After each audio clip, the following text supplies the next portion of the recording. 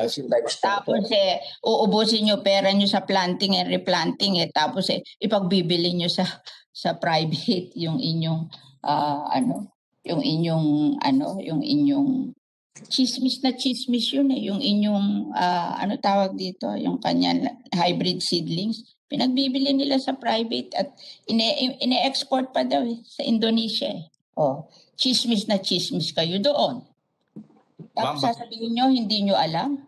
Hindi nyo alam? Ma'am, if I may request on that issue, baka pwedeng mag-submit ng report ang ating administrator at ipaliwanag talaga ang paano nangyari yon? At ano ang ginagawa ninyo, kung totoo, ano ang ginagawa ninyo para hindi ito para matigil ito, no? We hope to get that written clarification and explanation so that we can move forward, ma'am, with your permission. Yeah. Yes, Madam Chair. Thank you. Senator Pangilinan. Okay, thank you.